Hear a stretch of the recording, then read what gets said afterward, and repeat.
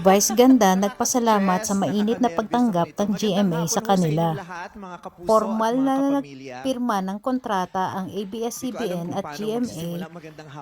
Simula April 6 ay mapapanood na ang It's Showtime sa GMA 7. Panoorin po natin ang iniwang mensahe ni Vice Ganda para sa lahat. Magandang hapon po sa inyong lahat.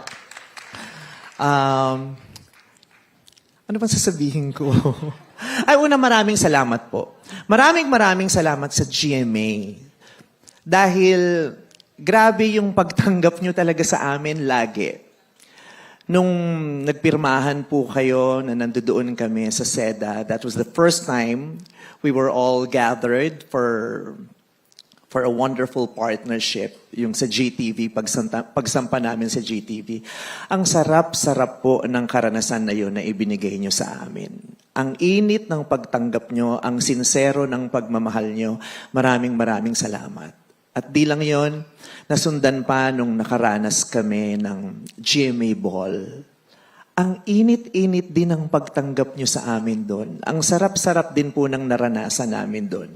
At pagkatapos ng event na yun, ikinukwento namin sa marami how beautiful the experience was going to the GMA Ball. And now, today, isa na namang masarap, mainit at napakagandang karanasan. Maraming salamat po sa inyo. At kami po sa ABS-CBN na nakakaranas ng ganyang pagtrato at pagtingin mula sa inyo, lagi po namin napag-uusapan at hindi nawawala yung laging nabibitawan na, in fairness, ang babait ng mga taga-GMA. Lagi naming nababanggit, ang bait ng mga taga-GMA, ang dali nilang kausap, maayos sila kausap. Kaya sana may susunod pang kontrata, ano po, kasi maayos kayo kausap. Kaya sa ngayon po, nandito kaming lahat, ang mga hosts ng It's Showtime ay naririto po at humaharap sa inyo, sa mga boses, dahil gusto ho namin kumatok sa mga puso nyo, dahil nalalapit na po ang summer. Hihingi po kami ng solicitation sa inyo. Hindi. Yun, ang bait-bait nyo sa amin, ang laki ng tulong at suportang ibinibigay niyo sa amin. We have been humbly expressing that. Na, syempre, hindi naman lingid sa kaalaman nating lahat kung gaano kasadsad ang isinadsad ng kapamilya. Pero naririyan kayo hindi para tapakan kami at saktan pa sa mga panahong sadsad na sadsad kami. Inialay niyo ang mga kamay niyo sa amin para unti-unti kaming makabangon. Maraming salamat. Hindi po namin yan makakalimutan, pati na rin ng lahat ng mga kapamilya sa buong mundo. Alam po nila kung ano ang pagmamahal at pagtulong na ibinigay ninyo sa amin. At hindi lang niya kami unti-unting tinutulungang makatayo. Pinagbuksan niyo pa kami ng tahanan para doon muling magpalakas, magpahigaling, magpahilom, at makatindig ulit, kapiling kayo. Hindi tumindig mag-isa, kundi tumindig kasama kayo. Maraming salamat po. This is just so historic. So iconic. This is mothering. Diba? Iba eh. Kasi, who would have thought? Diba? Who would have thought? Hindi lang naman siguro ako nakaisip nun. Who would have thought na mangyayari ito? Magsasanib puwersa talaga, na magsasama talaga ang ABS at GMA. Kasi nung nasa GTV tayo, parang ano lang yun eh.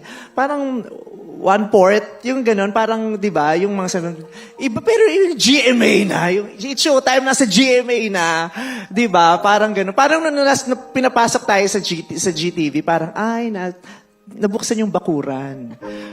Pero nung GMA na, binuksan na talaga yung pinto. Alika, dito tayo sa sala. Diba? Isinama tayo hanggang sa sala. Ang sarap-sarap lang. Wala siguro nakaisip nun kasi yung GMA at saka ABS, para siyang, alam niyo yung manggamit na 220 at 110 na hindi mo pwedeng pagsamahin kasi sasabog siya. Sabi nila, ang pag-ibig daw nagsisimula sa spark. Pero yung pag-ibig nyo ngayon at pagmamahal nyo sa isa't isa, hindi siya spark, sumasabog siya. At ang daming nakakaranas at nakakadama ng pagsabog nito. Diba, hindi mo maiisip yun na magsasama yung 110 at 220 kasi sasabog siya. Pero posibleng mangyari sa pamamagitan ng isang transformer. Diba? Dahil sa isang transformer, nagkakasundo yung 110 at 220. So, paano nag-connect yung 110 at 220 na GMA at ABS-CBN? Ano ang naging transformer? Hamon. Hamon ang naging transformer kung bakit kayong dalawa ay pinili niyong magsama. This is a transformative event. This is a transformative moment. Hindi ito agad nangyari, pero ngayong nangyayari na ito. This moment has a very strong, a massive transformative purpose. Massive transformative purpose. Kasi sa panahon ito, hindi naman kaila sa ating lahat, ang bigat, ang hirap ng buhay ng mga tahanan ng mga Pilipino. Ang bigat ng buhay ng mga Pilipino. At dahil mas mabigat ang pinagdadaanan ng mga Pilipino, may mas malaking pangangailangan ang bawat pamilya. Bukod sa pangangailangan ng pananalapi, ang daming pangangailangan ng mga pamilya. Pangangailangan sa karagdagang saya, pangangailangan sa tawa, pangangailangan sa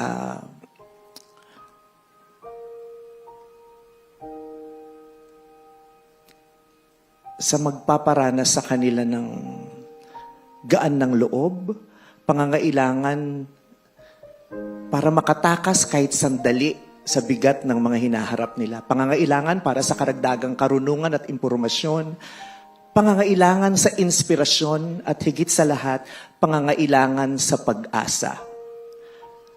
At dahil sa pagsasama niyong dalawa, mas magiging madali iyon na makapagbigay tayo ng karagdagang tawa sa kanila, karagdagang saya, karagdagang impormasyon, karagdagang inspirasyon at pag-asa. Kaya maraming salamat po sa pagpili sa amin. Napakarami niyong pwedeng ibang piliin. Pero sa dulo, pinili niyo kami. Maraming salamat. At ngayon po na pinili niyo kami, halika na. Magsanib puwersa na tayo para mapanalunan at mapagtagumpayan ang mas malalaking hamon.